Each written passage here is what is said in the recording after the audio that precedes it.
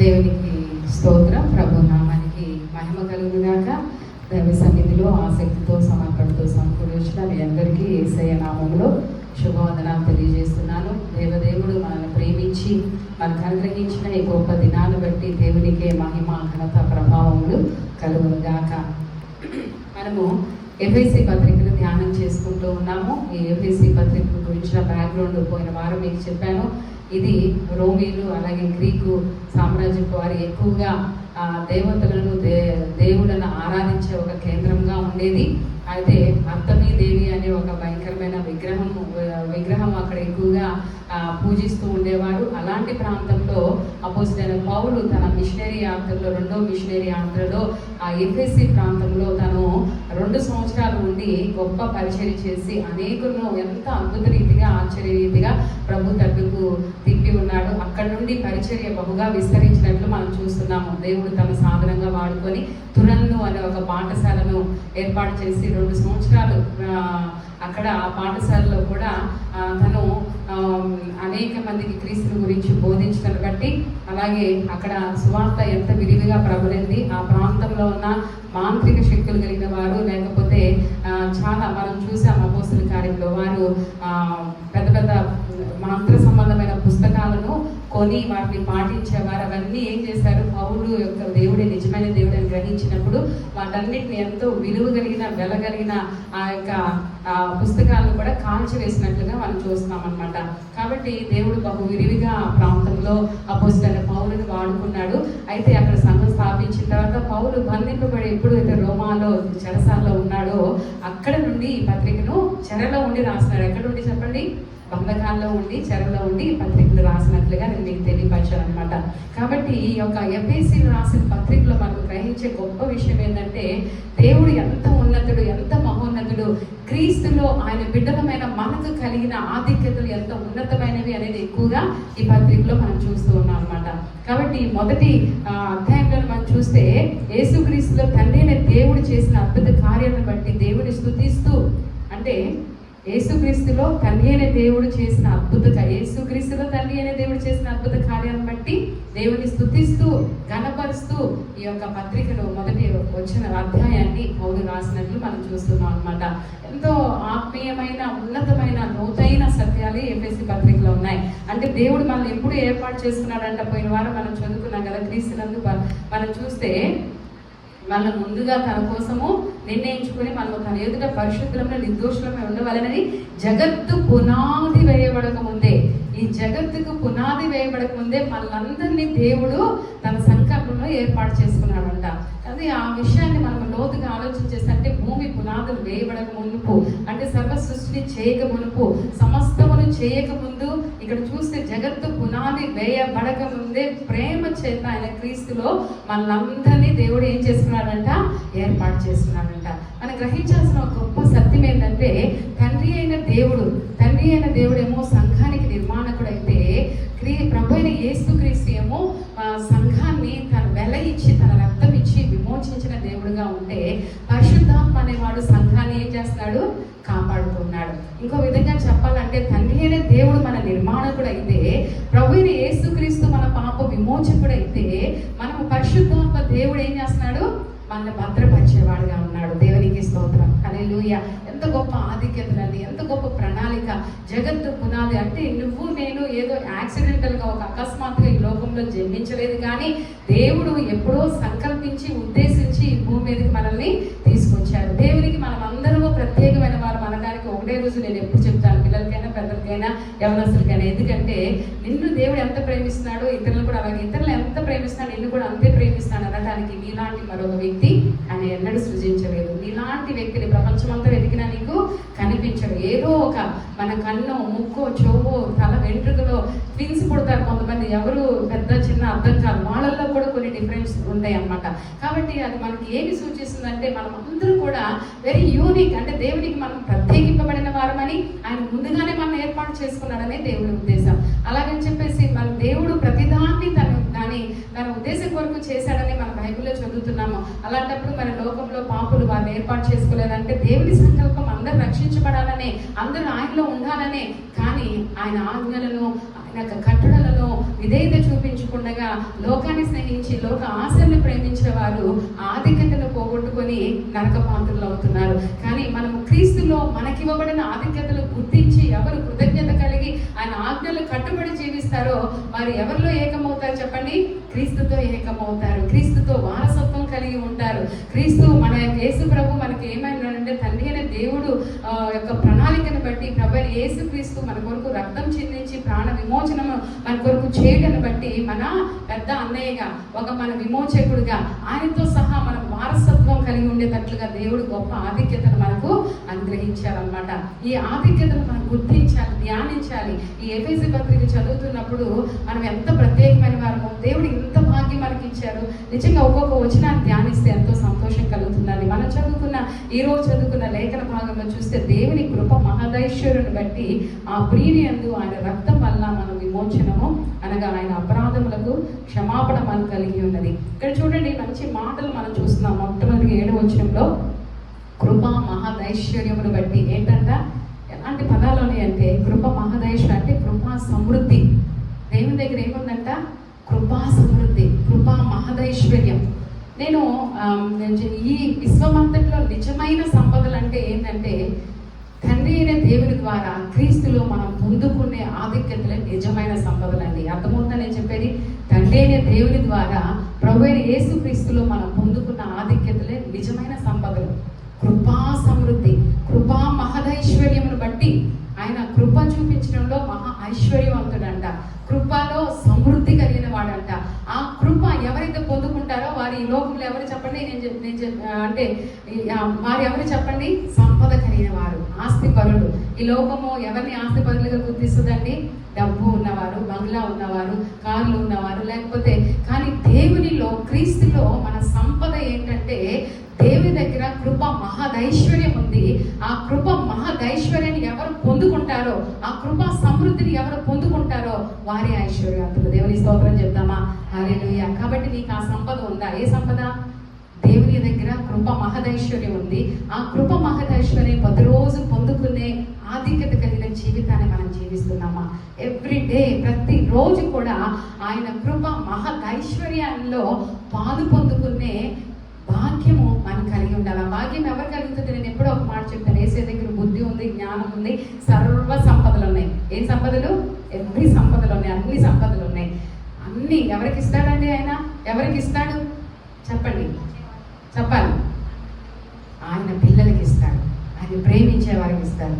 కాబట్టి ప్రతిరోజు ఆ కృపా సమృద్ధిని మనం పొందుకోవాలంటే, ప్రతిరోజు ఆయన ప్రేమను మనం పొందుకోవాలంటే, ప్రతిరోజు ఈ ఆత్మ సంబంధమైన ఆశీర్వాదాలు క్రీస్తులో మనం కలిగి ఉన్న ఆధిక్యతను మనం సంపాదించుకోవాలంటే we should be beloved child of God. అంటే మనము దేవునికి ప్రియమైన బిడ్డగా ఉండాలండి. ఆయనకు ప్రియమైన, మీకు ఎవరైనా మీ బిడ్డలు ప్రియమైన వారిగా మీకు ఉంటే అంటే చక్కగా విధేయత చూపిస్తూ, చక్కగా లోబడుతూ, కష్టపడి చదువుతూ, తల్లిదండ్రుల యొక్క కష్టాన్ని అర్థం చేసుకొని సమాజంలో మనకి మంచి పేరు తీసుకొస్తూ, అలా ఎవరైనా మన ఇంట్లో మన పిల్లలు ఉంటే మనకి ఎలా ఉంటుంది? డబ్బు వృధాగా ఖర్చు పెట్టరు, చక్కగా మంచి పేరు తీసుకొస్తారు, కష్టపడి చదువుతారు, అమ్మ నాన్న తల ఎత్తుకొని బ్రతకడానికి కారణంగా ఉంటారు. అలాంటి పిల్లలు మనకుంటే, మన పిల్లలు అలా ఉంటే మనం ఏం చేస్తామండి? లేకపోయినా సరే వారి కొరకు ఇంకా కష్టపడాలని మనసు వచ్చింది, ఏదో ఒకటి చేయాలని. కాబట్టి అలాగే యేసయ్య దగ్గర అన్నీ ఉన్నాయి. కానీ ఎవరికి ఇస్తాడు? ఆయన్ని ప్రియపరిచే వారికి, ఆయన్ని ప్రేమించే, ఆయన్ని సంతోషపెట్టే వారికి, ఆయన బిడ్డలుగా ఉన్న వారికి ఆయన అనుగ్రహిస్తారు అనమాట. కాబట్టి కృప, కాబట్టి ఆయన విశ్వమంతట్లో నిజమైన సంపదలు ఏంటంటే దేవుని కృప పొందుకోవడం ఒక గొప్ప సంపద. ఇంకా ఏం చెప్తాడంటే మనం చూస్తే విముక్తి, తర్వాత అదే వచనంలో మనం చూస్తాం ఏంటంటే ఆ కృప మహదైశ్వర్యం బట్టి ఆ ప్రియుని యందు ఆయన రక్తం వల్ల మనకు విమోచనము అనగా మన అపరాధములకు క్షమాపణను కలిగి ఉన్నది. అంటే విముక్తి అంటే ఏంటి? ఏం విముక్తి చేస్తున్నాడు మనకి? మనల్ని దాస్యము నుండి, మనల్ని దాసులుగా చేసింది ఏంటి? ఈ లోకంలో మనల్ని దాసులుగా చేసింది ఏంటండి? మనల్ని దాసులుగా చేసేది ఏంటి? పాపం మనల్ని దాసులుగా చేసింది. పాపం అనేది మనం దాసులుగా చేసినప్పుడు ఆ దాస్యత్వం నుండి మనల్ని విడిపించింది ఎవరు? మనకు విముక్తిని కలిగి చేసింది ఎవరు? దేవుడు. ఇది సంపద కదా? ఎవరైనా విముక్తి కలిగి చేస్తారా పాపం నుండి ఈ లోకంలో? ఎవరైనా? కాబట్టి ఆ పాపం నుండి మన విముక్తి కలిగి చేయడం వల్ల క్రీస్తులో మనం పొందుకున్న ఆధిక్యత అర్థమవుతుందా? ఈ ఎఫెసీ పత్రికలు మనం తెలుసుకునేదంతా క్రీస్తులో మనం కలిగి ఉన్న ఆధిక్యత. ఆయనలో మనం ఆయన కృప పొందుకునే ఆధిక్యతను కలిగి ఉన్నాం. ఆయన ద్వారా మన పాపాలకు క్షమాపణ అంటే విముక్తి, పాప విముక్తి మనం కలిగింది. విముక్తి అనగా పాప క్షమాపణ. మనల్ని విడిపించేందుకు క్రీస్తు తన రక్తాన్ని ఇచ్చాడు, తన ప్రాణాన్ని ప్రాణంగా పెట్టి మనల్ని విమోచించాడు. అందుకే పేతురు పత్రికలో మనం చూస్తాం, మనము వెండి బంగారం లాంటి విలువ కలిగిన వస్తువుల చేత మనం విమోచించబడలేదు, కానీ వెలకట్టలేని అమూల్యమైన రక్తం ద్వారా మనము విమోచన. అంటే ఈ లోకంలో ఏది సంపదగా పిలువబడుతుంది, అది డైమండ్ కానీ లేకపోతే గోల్డ్ కానీ సిల్వర్ కానీ, వాటన్నిటికన్నా మించింది వెలకట్టలేనిది ఏంటి చెప్పండి? యేసయ్య రక్తం. ఆయన మనల్ని డబ్బిచ్చి లేకపోతే బంగారం ఇచ్చి వెండినిచ్చి డైమండ్ ఇచ్చి విడిపించలేదు. ఏమి ఇచ్చి విడిపించాడు? తన స్వరక్తాన్ని ఇచ్చి మీరు సొత్తు కాదు, మీరు విలువ పెట్టి కొనబడడం అని అంటున్నారు దేవుడు కదా. మనల్ని తన విలువైన రక్తం ఇచ్చి మనల్ని కొనుక్కున్నారు అన్నమాట. కాబట్టి మనకి ఏం దొరికింది క్రీస్తులో? సమృద్ధైన కృప. తర్వాత ఏం జరిగింది? విముక్తి. ఆ తర్వాత పాపక్షమాపణ. పాపక్షమాపణ గురించి ఆలోచించే మంచి ప్రవర్తన ద్వారా మనం ఎవ్వరం కూడా పాపక్షమాపణ పొందుకోం. మనలో కొంతమంది ఎలా ఉంటారంటే, నేను ఏ పాపం చేయలేదు కదా, నాకెందుకు పాపక్షమాపణ అన్నట్లు బ్రతుకుతా. మన మంచి ప్రవర్తన మన పాపక్షమాపణ అనుగ్రహించలేదు. ఎందుకంటే మనము జన్మతః పాపులము, కర్మతః పాపులము. ప్రతిరోజు మనిషి తెలిసి తెలియక ప్రతిరోజు చూపు వల్ల, తలంపుల వల్ల, ఆలోచన వల్ల కూడా దేవునికి విరోధంగా ఏదో ఒకటి ఆలోచిస్తారంట. ఈ విధంగా మనం ఆలోచన చేస్తే మనల్ని పాప క్షమాపణ అనేది ఎవ్వరూ ఇవ్వలేంది. ఈ లోకంలో ఎవ్వరు ఇవ్వలేదండి. మనము ఏదైనా తప్పు చేసామని ప్రజలు మనల్ని క్షమించినా కూడా దాన్ని మనకి అదొక క్షమించినా కూడా వారు సంపూర్తిగా దాన్ని మర్చిపోలేరు. కానీ యేసయ్య ఏం చెప్తున్నాడు? నేను మిమ్మల్ని క్షమిస్తే తూర్పుకి పడమటికి ఎవరైనా కొలత వేయగలిగారా? ఎంత దూరం ఉందో అంత దూరంగా వాటిని పడేస్తాను. సముద్రపు అగాధంలో, అంటే అసలు సముద్రపు లోతు ఎంత ఇప్పటికీ కనిపెట్టలేని పరిస్థితి. సముద్రపు అగాధంలో వాటిని అంటే కొత్త సృష్టిగా చూస్తారంట. వెన్ హి ఫర్గివ్స్ us, వాళ్ళు క్షమించినప్పుడు మనం ఎలా చూస్తారంట? ఎంత గొప్ప క్షమాపణ. ఈ క్షమాపణ మానవులు ఎవరెవరైనా ఇవ్వగలుగుతారండి? చూడండి, ఇవన్నీ కూడా తండ్రి అయిన దేవుని ద్వారా క్రీస్తులో మనం పొందుకున్న ఆధిక్యతల గురించి మీతో మాట్లాడుతున్నాను అనమాట. కాబట్టి క్షమాపణ ఇచ్చాడు. ఇంకా మనం చూస్తే తర్వాత వచ్చేలో 8వ వచనం చూస్తే, కాలం సంపూర్ణమైన జరగవలసిన ఏర్పాటు బట్టి ఆయన దయా సంకల్పం చొప్పున తన చిత్తమును కూర్చున్న మర్మమును మనకు తెలియజేసి మన సంపూర్ణమైన జ్ఞాన వివేచన కలుగుటకు ఆ కృపను మన ఎడల విస్తరింపజేశాను. దేవునికి స్తోత్రం, హల్లెలూయా. కృపను ఏం చేశాడంట? విస్తరింపజేశాడంట. ఏదైనా మనకి ఇస్తే దేవుడు విరివిగా ఇస్తాడండి. ఏదైనా మనల్ని ఆశీర్వదించాలనుకుంటే ఏదో కొద్దిగా జాలే ఇది జాలే అనుకోడు. వేసే ఎలా ఇస్తాడు? సమృద్ధిగా ఆశీర్వదిస్తాడు, సంతోషంగా ఆశీర్వదిస్తారు. కాబట్టి మనుషులు ఎవరైనా మనకు సహాయం చేస్తే మన అభివృద్ధిని చూసి వాళ్ళు వ్యసన పడతారు. దేవుడు అలా కాదండి. ఆయన మనల్ని ఏం చేస్తాడు? సమృద్ధిగా ఆశీర్వదిస్తాడు, విస్తారంగా ఆశీర్వదిస్తాడు. కాబట్టి ఈ ఆధిక్యతలు ఎంత గొప్పవో మనం ఈ తెలియక మనుషుల వైపు చూస్తాం, అటు చూస్తాం, ఇటు చూస్తాం, అటు ఇటు చూస్తాం. కానీ క్రీస్తులో మన ఆధిక్యతను మనం గుర్తిరిగి, క్రీస్తులో దాగి ఉన్న సంపదలు మనం గుర్తిరిగితే, క్రీస్తులో మనం కలిగి ఉన్న సమృద్ధిని మనం గుర్తిరిగితే ఏ మనుషుల వైపు చూడము, ఎవరి వైపు చూస్తాం చెప్పండి? ఆయన చాలు. ఎందుకంటే మన స్థితిగతులకు చాలా దేవుడు, మనం దీవించగలిగే దేవుడు, మనల్ని ఆశీర్వదించగలిగే దేవుడు, మనల్ని అభివృద్ధి పరచగలిగే దేవుడు, మనల్ని హెచ్చించగలిగే దేవుడు ఆయనే. దేవునికి స్తోత్రం చెప్దామా? హల్లెలూయా. కాబట్టి ఎన్ని గొప్ప ఆధిక్యతలు వేసే మనకి ఇచ్చాడు. ఈ లేఖనాలు చదువుతుంటే అంటే దేవుడు మనం చూస్తే ఆయన మనల్ని ఏం చేశాడంటే, గాడ్ హ్యాస్ చూసన్ us, మనల్ని ఎన్నుకున్నాడు. ఎప్పుడు? జగత్తు పునాది వేయబడక ముందే మనల్ని ఎన్నుకున్నాడు. God has adopted us. ఆయన ఏం చేశాడంట? మనల్ని ఏం చేశాడు? అడాప్ట్ చేయడం అంటే ఏంటి? పిల్లలు కొంతమంది లేకపోతే ఏం చేస్తారు? అడాప్ట్ అంటే దత్తపుత్రులుగా మనం చేశాడు. మనం అసలు మనలో ఏ యోగ్యత లేదండి, ఏ అర్హత లేదు. ఆయన మనల్ని ఏం చేశాడు? మనల్ని తన దత్తపుత్రులుగా చేసుకున్నాడు అన్నమాట. దత్తత తీసుకున్నాడు మనల్ని. ఏ మంచి మనలో లేదని తెలిసి కూడా మనల్ని దత్తత చేసుకున్నాడు. ఇంకా క్రీస్తులో మనకున్న ఆధిక్యతలని గాడ్ హెస్ రిడీమ్డ్ us. ఆయన మనల్ని ఏం చేశాడు? విమోచించాడు. మనం వెలకట్టలేని, మనము విడుదల పొందలేని బంధకాల్లో ఉన్న మనల్ని ఆయన ఏం చేశాడు? తన స్వరక్తం ఇచ్చి విమోచించాడు. తర్వాత God has made known to us the mystery of his will. దేవుడి ఇక్కడ ఒక అద్భుతమైన మాట ఉందండి, చూడండి. 9వ వచనంలో చూస్తే, కాలం సంపూర్ణమైనప్పుడు జరగవలసిన ఏర్పాటును బట్టి ఆయన తన దయా సంకల్పం చొప్పున తన చిత్తమును కూర్చున్న మర్మమును మనకు తెలియజేసి. దేవునికి స్తోత్రం. హల్లెలూయా. ఎప్పుడో ఉందంట యేసయ్య మన గురించిన ప్రణాళిక ఎప్పుడు ఉంది? జగత్తు పునాది వేయబడక ముందే ఉందంట. ఆ సమయం వచ్చినప్పుడు ఏం చేశాడు? దాన్ని బయలుపరిచాడంట. బయలుపరిచి తన చిత్తమును కూర్చున్న మర్మం మనకు తెలియజేసి మనకు సంపూర్ణమైన జ్ఞాన వివేచన కలుగుటకు ఆ కృపను మన ఎలా విస్తరింపచేశాడు. ఒక్కొక్క మాట ధ్యానిస్తేనే చాలా సమయం పడుతుందండి. ఎంత గొప్ప ప్రణాళిక దేవుడికి మన పట్ల చూడండి. కాబట్టి ఆ తర్వాత మనం చూస్తే అంటే God has made known to us the mystery of his will. అంటే ఆయన చిత్తము, ఆయన ఉద్దేశం యొక్క మర్మాల్ని తన బిడ్డలకు ఏం చేశాడంట? బయలుపరిచాడంట. సమయం వచ్చినప్పుడు ఆయన సంకల్పం ఏంటి మన పట్ల, ఆయన ఉద్దేశం ఏంటి అని సమయం వచ్చినప్పుడు మనకి ఆయన బయలుపరిచారు. తర్వాత గాడ్ హ్యాస్ గివెన్ us అనే ఇన్హెరిటెన్స్. మనకు అందరికి ఏమి ఇచ్చాడంట దేవుడు? స్వాస్థ్యం. కింద వచ్చిన అలా చదివితే చూడండి, మనం చూస్తే 10వ వచనంలో చూస్తే ఈ సంకల్పం బట్టి ఆయన పరలోకంలో ఉన్నవే కానీ భూమి మీద ఉన్నవే కానీ సమస్తము క్రీస్తునందు ఏకముగా సమకూర్చవలని తనలో తాను నిర్ణయించుకొని పరలోకంలో ఉన్నవారిని భూలోకం వారిని ఏకపరచడానికి మధ్యలో ఎవరిని ఏర్పాటు చేసుకున్నాడు? ప్రభువైన యేసుక్రీస్తుని ఏర్పాటు చేసుకున్నాడు అనమాట. కాబట్టి తనలో తాను ఎప్పుడో నిర్ణయించుకున్నారు. ఈ ఉద్దేశం నిర్ణయించుకొని మరియు క్రీస్తునందు ముందుగా నిరీక్షించిన మనము తన మహిమకు కీర్తి కలుగు చేయవలని క్రీస్తునందు ముందుగానే మనందరిని ఏర్పాటు చేసింది. చెప్పే మాటలు అర్థమవుతున్నాయండి. జగత్తు పునాది వేయబడక ముందే క్రీస్తునందు మనందరినీ ముందుగానే ఏర్పాడు చేస్తున్నాడు అంట దేవుడు. ఏర్పాటు చేసుకొని ఆయన ఉద్దేశం ఏంటి? మనము తన మహిమకు కీర్తి కలిగి చేయాలి. ఎవరి మహిమకు? తండ్రి అయిన దేవుని మహిమకు కీర్తి కలుగు చేయడానికే దేవుడు మనం సృష్టించాడండి. ఎవరి మహిమపరచడానికి మనం ఉన్నా చెప్పండి? మనం సృష్టించిన సృష్టికర్త అయిన తండ్రిని కీర్తి తెచ్చడానికి, ఘనత తీసుకురావడానికి, ఆయన తలవంపులు తీసుకొచ్చే బ్రతకడానికి మనల్ని చేయలేదు. ఆయన తల ఎత్తుకొని బ్రతకడానికి, ఆయన మహిమకు కీర్తి కలుగు చేయడానికి, ఆయన ఔన్నత్యానికి ఉన్నతత్వానికి ఘనత తీసుకురావడానికి దేవుడు మనల్ని కీర్తి కలగడానికి చేశాడంట.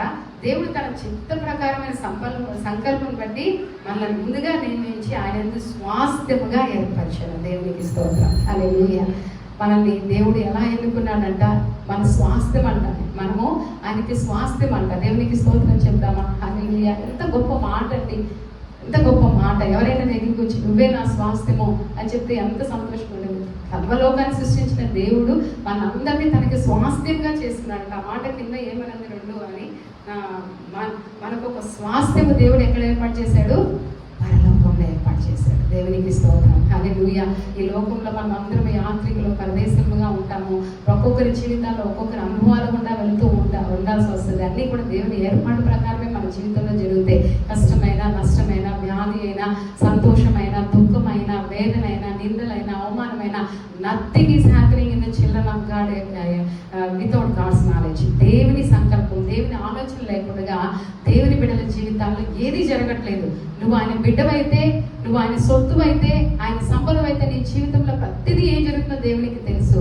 ఈ లోకంలో మనకి నెమ్మది కలగకపోవచ్చు, సుఖము కలగకపోవచ్చు.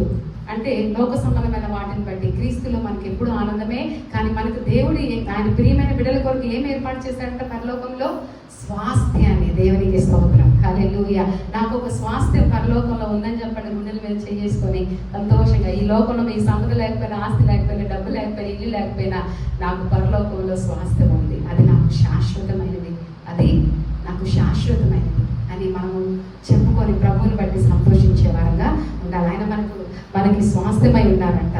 కాబట్టి ఈ God has given us an inheritance. ఆ తర్వాత మనం చూస్తే కింద వచ్చినప్పుడు మనం చూస్తే మీరు చూడండి, సమస్యలు జరిగించి మీరు సత్యవాక్యములు అనగా మీ రక్షణ సువార్త విని క్రీస్తులను విశ్వసించి వాగ్దానం చేయబడిన ఆత్మ చేత ముద్రింపబడితే. దేవునికి స్తోత్రం. హల్లెలూయా. ఎన్ని మాటలు ఉన్నాయో చదువుతుంటే ఈ వాక్యంలో. మనము వాగ్దానం చేయబడిన దేవుని ఆత్మ చేత మనం ఏమయ్యామంట? ముద్రించబడ్డామంట. ముద్ర అంటే తెలుసు కదా మీకు. ముద్ర గురించి తెలిసి మనం చూస్తే చాలా, అంటే ఒక పోస్ట్ ఆఫీస్లో కూడా ఒక ముద్ర వేస్తారు, అవునా? ముద్ర వేస్తే ఇది పలానా వాళ్ళది కదా, ముద్ర మనం ఒక ఇది నాది అన్న ముద్ర వేసిన తర్వాత మనకే చెందింది. మనం ఇంకా మీకు ఎగ్జాంపుల్గా చెప్పాలంటే రాజులకు ఆ దినాల్లో మనం ఎస్తేర్ గ్రంథాన్ని చదివేటప్పుడు రాజుకు ఒక ఉంగరం ఉంటుంది. ఆ రాజుగారి ఇమేజ్తో ఉంటుంది, ఆయన బొమ్మతో. ఆ ఉంగరాన్ని ఎప్పుడైతే ఒక దాని మీద ఆయన ముద్ర వేశాడో అది ఏమవుతుంది, ఎవరు దాన్ని తీసివేయడానికి లేదు, అది వాళ్ళ స్వాస్థ్యం అయిపోతుంది. ముద్ర వేసి ఒకటి ఇచ్చారండి, అర్థమవుతుందా? అలాగే ఇక్కడ చూస్తే పరిశుద్ధాత్మ దేవుడు అంటే క్రీస్తు దేవుడు క్రీస్తులో మనందరిని ఏర్పాటు చేసుకొని తన ఆత్మ ద్వారా మనకి ఏం వేశాడంట, ముద్ర వేశాడంట. ఏమైనా ముద్ర? మీరు నా సొత్తు, నా వాళ్ళు. మనం అందరం కూడా ముద్రింపబడ్డాం. ఎలా ముద్రింపబడ్డాం మనం చూస్తాం. ఇప్పుడు అంత్య దినాల్లో కూడా ముద్ర అనేది ఒకటి రాబోతుందని మనం వింటున్నాం. అదేంటి? The mark of the beast, అంటే సాతాను యొక్క, అంత్యక్రీస్తు యొక్క ముద్ర. నేను అనుకుంటాను ఒకసారి ఒక ముద్ర వేసిన దాని మీద ఇంకో ముద్ర ఎవరు వేయలేరు, అర్థమవుతుందా? కాబట్టి మనం అందరం కూడా క్రీస్తులో ముద్రించబడితే, నీవు దేవుని బిడ్డ, దేవుని స్వాస్థ్యము అని ఒకసారి నువ్వు ముద్రించబడితే సాతాను తన సొత్తుగా నేను చేసుకోలేదు. మనం ఈ లోకంలో ఉండగా మనము ఎవరి బిడ్డల మావారి ముందు చెప్పండి, అర్థమవుతుందని నేను చెప్పేది. మనము పరిశుద్ధాత్మ ద్వారా ఎవరి సొత్తుగా ముద్రించబడాలి? దేవుని సొత్తుగా ముద్రించబడాలి. పరిశుద్ధాత్మ ద్వారా, పరిశుద్ధాత్మ దేవుడు అంటే మనలో నివసించి మనము నిష్కళంకంగాను, నిందారహితంగాను, నిర్దోషులుగాను ఉన్నప్పుడు పరిశుద్ధాత్మ దేవుడు మన మీద ఏమని ముద్ర వేస్తాడంట? ఈ బిడ్డ దేవుని సొత్తు, దేవుని స్వాస్థ్యము, దేవుని సంపద అని ముద్ర వేసిన తర్వాత ఆ ముద్ర మీద ఇంకొకళ్ళు వచ్చి నాది అని తీసుకోవడానికి లేదు. ఎవరు తీసుకుంటారు? తండ్రి అనే దేవునికే చెందుతారు. నేను చెప్పే సత్యం అర్థమవుతుందండి. కాబట్టి భయపడొద్దు. ఎప్పుడు భయపడాలంటే పరిశుద్ధాత్మ దేవుడు మిమ్మల్ని క్రీస్తు బిడ్డ అని ముద్రించకపోతే భయపడాలి.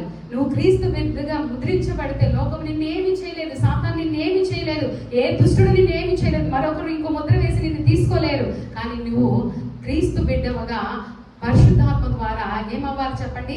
ముద్రించబడాలి. అదే మనం ఇక్కడ చూస్తున్నాము. ఈ దేవుడు ఎంత అద్భుత వాగ్దానం చేయబడి ఆత్మ చేత ముద్రింపబడి క్రీస్తునందు విశ్వాసం ఉంచి, ఎవరైతే క్రీస్తునందు విశ్వాసం ఉంచి దేవుని కొరకు సాక్షిగా జీవిస్తున్నారో వారందరూ ఏమవుతున్నారు? ముద్రించబడుతున్నారు. ఏమైనా ముద్రించబడుతున్నారు? ఈ బిడ్డ దేవుని బిడ్డ అని పరిశుద్ధాత్మ దేవుడు ఏం చేస్తున్నాడంట? ముద్ర వేస్తున్నాడు. ఒక్కసారి వ్యక్తిగతంగా ఆలోచన చేసుకోండి. నీవు దేవుని బిడ్డ అని పరిశుద్ధాత్మ ద్వారా ముద్రించబడ్డావా లేదా? నేను చెప్పే వాక్యాలు అర్థమవుతాయో తెలియదు, కానీ ఆలోచించండి. దేవుని పరిశుద్ధాత్మ ద్వారా నువ్వు దేవుని బిడ్డ అని ముద్రించబడకపోతే లోకము తన స్వాస్థ్యం చేసుకునే అవకాశం ఉంటుంది, సాతాను తన స్వాస్థ్యం చేసుకునే అవకాశం ఉంటుంది. నువ్వు క్రీస్తులో దేవుని బిడ్డగా ముద్రించబడితే ఎవరు నిన్ను ఏమీ చేయలేరు అనమాట. అది మనకి చాలా ప్రాముఖ్యం. తర్వాత చూస్తే 14వ వచనంలో దేవుని మహిమకు కీర్తి కలుగుండి ఆయన సంపాదించుకున్న ప్రజలు విమోచనము కలుగు నిమిత్తము ఆ ఆత్మ మన స్వాస్థ్యమునకు సంచికరువుగా ఉన్నాడు. ఆత్మ మన చూడండి, ఇక్కడ చూస్తే పరిశుద్ధాత్మ దేవుడు మన స్వాస్థ్యమునకు, పరలోకంలో మనకున్న స్వాస్థ్యమునకు సంచికరువుగా ఉన్నాడంట. సంచికరువు అనంటే అర్థం ఏంటంటే, మీకు ఈజీ భాషలో అర్థం అవ్వాలంటే బినామిని అంటారు కదా, తెలుసు కదా. కాబట్టి అంటే పరిశుద్ధాత్మ దేవుడు మనకి ఏమై ఉన్నాడు? ఆ స్వాస్థ్యమునకు అప్పుడు వరకు మనం దాన్ని పొందుకునేంత వరకు ఏమై ఉన్నాడు? ఆయన బినామినిగా ఉన్నాడనమాట. కాబట్టి మన జీవితాల్లో పరిశుద్ధాత్మ చేత పరిశుద్ధాత్మ దేవుడు తండ్రికి మనల్ని సొత్తు చేయడానికి, అంటే సంఘాన్ని మన నిర్మాణకుడు తండ్రి అనే దేవుడు అయితే, మన విమోచకుడు ప్రభువైన యేసుక్రీస్తు అయితే, అంతవరకు మనల్ని భద్రపరిచి పరలోక స్వాస్థ్యాన్ని మనం సంపాదించుకుంటూ మనల్ని కాపాడేదెవరు? పరిశుద్ధాత్మ దేవుడు. ఆ పరిశుద్ధాత్మ దేవునికి మనం విధేయత చూపించి ప్రతిరోజు ఆయన కార్యము మన జీవితంలో జరుగుటకు మనం అనుమతించకపోతే, ఆయన క్రియ ఆయన చేసుకోవడానికి మన జీవితాన్ని ఆయనకి సమర్పించకపోతే, we cannot be the child of God. మనకు దేవుని బిడ్డలంగా ఉండలేము. పరిశుద్ధాత్మ దేవుడు ప్రతిరోజు తన క్రియను మన జీవితంలో జరిగిస్తూనే ఉండాలి. కాబట్టి దానికి మనం అనుమతించి ఆయన స్వాస్థ్యంగా బ్రతకడం చాలా ప్రాముఖ్యం. దీనికి ఎన్నో రిఫరెన్స్లు ఉన్నాయి, కానీ 2 వచనాలు నేను చదివి నేను ముగిస్తాను. చూడండి, రోమపత్రిక 8వ అధ్యాయం 29వ వచనంలో చూస్తే, రోమపత్రిక 8వ అధ్యాయం 29వ వచనంలో మనం ఆలోచన చేసినప్పుడు ఏమనుందంటే, దానికి ముందు ఉన్న వాక్యం మనకు తెలుసు. దేవుడు ప్రేమించే వారికి అనగా ఆయన సంకల్పం చొప్పున పిలువబడ్డ వారికి మేలు కలుగుకే సమస్తములు సమకూడి జరుగుచున్నవని ఎరుగుదుము. ఎందుకనగా తన కుమారుడు అనేక సహోదరుల జ్యేష్ఠుడగునట్లు దేవుడు ఎవరిని ముందుగా ఎరిగనో వారు తన కుమారునితో స్వారూప్యము గలవారు అవుటకు వారిని ముందుగా ఏం చేశాడంట? నిర్ణయించాను. దేవునికి స్తోత్రం. తన కుమారునితో అంటే క్రీస్తు స్వారూప్యంలోకి, అంటే దేవుడి ఏర్పాటు. ఈ వచనాలు చదవండి, ఏమని చెప్తున్నాడు? ఎందుకు తన కుమారుడు అనేక సహోదరుల్లో జ్యేష్ఠుడు అన్నట్లు. అంటే ఎవరు ఆ కుమారుడు? ప్రభువైన యేసుక్రీస్తు. మన అందరికీ ఎవరు చెప్పండి? జ్యేష్ఠుడు, మన సహోదరుడు. దేవుడు ఎవరిని ముందుగా ఎరిగేనో వారు తన కుమారునితో స్వారూప్యము గలవారు అవుటకు వారిని ముందుగా ఏం చేశాడంట?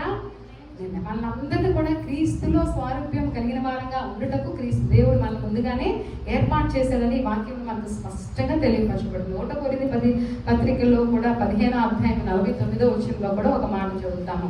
15:49 1 కొరింథీ పత్రిక 15వ అధ్యాయం 49లో చూస్తే, మరియు మనం మంటి నుండి పుట్టిన వాని పోలికను ధరించిన ప్రకారము పరలోక సంబంధి పోలికయు ధరింతుము. దేవునికి స్తోత్రం. మట్టిలో నుండి మనం ఎలా పుట్టామో ఆయన కుమార్తెలుగా ఆయన కుమారులుగా అయినప్పుడు మనం ఏం పోలిక కలిగి ఉంటున్నాము? పరలోక సంబంధమైన పోలికను మనము కలిగి ఉంటున్నాం. అందుకే నికోదేమస్ యేసయ్య దగ్గరికి వచ్చినప్పుడు నేను పరలోకంలో చేరాలి, నిత్య జీవం పొందాలంటే ఏం చేయాలంటే ఏం చెప్పాడు యేసయ్య? నువ్వు నీటి మూలంగా జన్మించాలి, తర్వాత ఏమవ్వాలి? ఆత్మ మూలంగా జన్మించాలి. కాబట్టి ఆత్మ మూలంగా జన్మించడం అంటే అక్కడ స్పష్టంగా చెప్పాడు. పరిశుద్ధాత్మ దేవుడు ఒక వ్యక్తి, ఆ వ్యక్తి మన జీవితంలో కార్యం జరిగించాలి, ఆ వ్యక్తి మనల్ని దేవుని బిడ్డలుగా ముద్ర వేయాలి, ఆ వ్యక్తి మనము పరిపూర్ణంగా తయారు చేయాలి. కాబట్టి ప్రతిరోజు దేవుని ఆత్మతో నింపబడి దేవుని పరిశుద్ధాత్మ స్వరానికి విధేయత చూపించి దేవునికి పరిశుద్ధాత్మకు లోబడే వారి జీవితాలు ఎలా మారుతాయి చెప్పండి? క్రీస్తు పోలికగా మారుతాయి. అలా కాకుండా మనం చేసిన తప్పులే పదే చేస్తున్నాం, పొరపాట్లే పదే చేస్తున్నామంటే మనం ఎన్నటికీ ఎవరి స్వరూపంలోకి మార్చబడలేని చెప్పండి? దేవుని స్వరూపంలోకి మార్చబడలేం. కాబట్టి మన జీవితంలో దేవుని యొక్క సంకల్పం ఏంటంటే మనల్ని జగత్తు పునాదికి ముందే ఏర్పాటు చేసుకోవడానికి ఆయన ఉద్దేశం ఒకటే అది మనం చదువుకున్నాం. ఏంటంటే ఆయన తన ఎదుట నిర్దోషములను పరిశుద్ధులంగాను, మనము తన ఎదుట పరిశుద్ధులంగాను నిర్దోషులంగాను ఉండాలనేదే దేవుని సంకల్పం. దేవుని ఎదుట మనం ఎలా ఉండాలంట? పరిశుద్ధంగా ఉండాలి, నిర్దోషంగా ఉండాలి. ఇదే దేవుని ఉద్దేశం మనం సృష్టించడంలో. మనం ఈ లోక యాత్రను ముగించినప్పుడు మనం పొందుకోవాల్సిన సాక్ష్యము మనం పరిశుద్ధులమని నిర్దోషులమని దేవుని చేత. కాబట్టి తన పాపములకు పరిహారం పొందినవాడు, ఆత్మలో కపటం లేనివాడు ధన్యుడు అనే వాక్యాన్ని మనం మర్చిపోవడానికి వీల్లేదన్నమాట. కాబట్టి ఈ లోకంలో జీవించేటప్పుడు మనం ఎదుర్కొనే ఎన్నో పరిస్థితులు మన అపనమ్మకస్తులుగా చేస్తాయి. ఒక్కోసారి దేవుడు మనకి ఇచ్చిన వ్యవహారాల్లో, కుటుంబ వ్యవహారమే కానీ లేకపోతే దేవుడు ఇచ్చిన బాధ్యత విషయాల్లో మనం ప్రతి విషయంలో కూడా నమ్మకత్వాన్ని, పరిశుద్ధతను, యథార్థతను మనము కలిగి ఉండటం అనేది చాలా ప్రాముఖ్యం అన్నమాట. కాబట్టి ఒక హస్బెండ్ అండ్ వైఫ్ రిలేషన్షిప్లో ఎంత వారు ట్రాన్స్పరెంట్గా ఉంటారో, ఎంత యథార్థంగా ఉంటారో, వాళ్ళ ఆ కుటుంబాలు ఎంతో పటిష్టంగా ఉంటారు. అలాగే క్రీస్తు మన వరుడై ఉన్నాడు, మనం ఆయన వధువై ఉన్నాము. ఆయనకి మధ్యలో మనకి ఏమి ఉండకూడదు, ఎలాంటి రహస్యాలు ఉండకూడదు. భార్య తెలియకుండా భర్త ఏమని చేసినా, భర్తకు తెలియకుండా భార్య ఏమని చేసినా ఎలా ఉంటుందండి? ఆ కుటుంబం పటిష్టంగా ఉండగలుగుతుందా? ఆ కుటుంబంలో సమాజంలో కీర్తి కలిగి ఉంటారా? ఘనత కలిగి. అలాగే మన జీవితంలో దేవుని తండ్రి అయిన దేవుడు క్రీస్తుతో, అంటే ఆయన మన శిరస్సు ఉన్నాడు, మనము ఆయన అవయవాలమై ఉన్నామని మనము ఆ విధంగా ఎఫెసీ పత్రికలో పోల్చడం మనం చూస్తాం. కాబట్టి ప్రతి విషయంలో కూడా ట్రాన్స్పరెంట్గా ఉంది. ఎవరి దగ్గర? క్రీస్తు దగ్గర మనం యథార్థంగా ఉండాలి. మనల్ని మనంగా ఆయన దగ్గర ఒప్పుకోవాలి. మనం మనంగా అయ్యా నేను ఇలా వచ్చాను, మనం నా సర్వాది నిధివి నీవే, నీ సన్నిధికి వచ్చాను, ఎలా ఉన్నాను అలా వచ్చాను, నన్ను నీవే పరిశుద్ధులు మార్చని పాడతాం కదా. అలాగే మన జీవితంలో దేవుని ఎదుట యథార్థంగా ఉండాలి. పరిశుద్ధాత్మ దేవుని ఎదుట, మన ప్రభువైన యేసుక్రీస్తు ఎదుట మనం ఎలా ఉండాలి చెప్పండి? యథార్థంగా ఉండాలి. ప్రభా నేను వచ్చిన రీతిగానే నేను ఎలా ఉన్నానో అలా వచ్చాను, నన్ను మార్చు, నా లోపాలు మార్చు, నన్ను పరిశుద్ధపరచు, నిన్ను మహింపరచుటకు, నిన్ను కీర్తి కలుగుచేటకు, నీ ఎదుట యథార్థంగా ఉండటకు, నిర్దోషంగా ఉండటకు, నిన్ను కనపరచు, నాకు సహాయం చేయండి. ప్రతి విషయంలో ఏం చేయాలి చెప్పండి? దేవునికి మనము నమ్మకంగా మనం జీవిస్తే దేవుని దగ్గర ఉన్న సర్వ ఆశీర్వాదాలు మనకి ఇస్తాడు. ఏ ఆశీర్వాదాలు ఒకటి చెప్పండి, మిమ్మల్ని వదిలిపెడతాను. ఏం చెప్పారు? కృపా సమృద్ధి, ఇంకా ఏం సమృద్ధి చెప్పండి? విముక్తి కలిగింది ఆయన ద్వారా మన వారికి. ఇంకా ఏం కలిగింది? పాప క్షమాపణ కలిగింది. ఇంకా చెప్పాలి. కొన్నన్నా మీరు గుర్తుపెట్టుకోవాలని ఆశ. ఏం చేశారు? ఆయన ద్వారా మనకి కృపా సమృద్ధి కలిగింది, విముక్తి కలిగింది, క్షమాపణ కలిగింది, తర్వాత మనము విమోచించబడ్డాము. ఇవన్నీ కూడా మనం చూస్తే ఇంకా ఏం ఆధిక్యతలు మనం ఆయన క్రీస్తులు మనందరినీ ఏం చేస్తున్నాడు? ముందుగానే ఎన్నుకున్నాడు, తర్వాత మనందరినీ అడాప్ట్ చేసుకున్నాడు, దత్తపుత్రులుగా చేసుకున్నాడు, ఇంకా మనందరినీ విమోచించాడు, ఇంకా మనందరికీ తన యొక్క చిత్తం యొక్క మర్మాలను తన బిడ్డలకు బయలుపరిచాడు. తర్వాత ఆయన మనకి స్వాస్థ్యమై ఉన్నాడు. ఆ తర్వాత మనం చూస్తే ఆయన మనల్ని ఏం చేశారు? ముద్రించారు. పరిశుద్ధాత్మ ద్వారా ఆయన బిడ్డలుగా మనకు ముద్ర వేస్తున్నారు అనమాట. ఇంకా ఆయన ఏమై ఉన్నాడు? మన యొక్క సంచికరమే ఉన్నాడు మన ఆత్మలకు. కాబట్టి కాబట్టి ఇన్ని ఆధిక్యతలు తండ్రి అయిన దేవుల్లో క్రీస్తు ద్వారా మనం కలిగి ఉన్నాం కాబట్టి ఆయన మనం ఎంత కీర్తించాలో, ఎంత కనపరచాలో, ఎంత స్తుతించాలో, ఎన్ని స్తుతించినా ఎన్ని చెల్లించినా ఆయన రుణాన్ని మనం తీర్చుకోలేం. ఈ లోకంలో నిజమైన సంపదలు అంటే ఏం చెప్పండి? విమోచించబడటం, క్షమించబడటం, కృపను పొందుకోవటము కదా. ఎవరైనా ఆలోచిస్తారా వీటిని సంపదలుగా? మనుషులు ఎవ్వరు ఇవ్వలేని సంపదలండి ఇవి. కాబట్టి మన జీవితంలో ఆ సంపదల కోసం అడుగుదాం. ప్రభు, నీ బిడ్డ నీ సన్నిధికి వచ్చాను, నన్ను కనికరించండి. నీ కృప మహాదైశ్వర్యం నాకు అనుగ్రహించండి. నీ విమోచన, నీ పాప క్షమాపణ నాకు అనుగ్రహించండి. నన్ను దత్తపుత్రిగా చేసుకో ప్రభు. ఇంకా నేను నీ పుత్రుడిగా ఉండలేకపోతున్నాను. ఆ భాగ్యము నాకు దయచేయి. పరలోక స్వాస్థ్యాన్ని నాకు కూడా ఉంచు ప్రభు. నాకు కావాలి యేసయ్యా. నీ పరిశుద్ధాత్మ ద్వారా నన్ను ముద్రించేసయ్యా. నీ బిడ్డగా నా ఆత్మకు నువ్వు సంచికరువుగా ఉండయ్యా అని ప్రభు సన్నిధిలో మనం దేవునికి సమర్థన చేసుకుంటూ ఆ సంపదల కోసము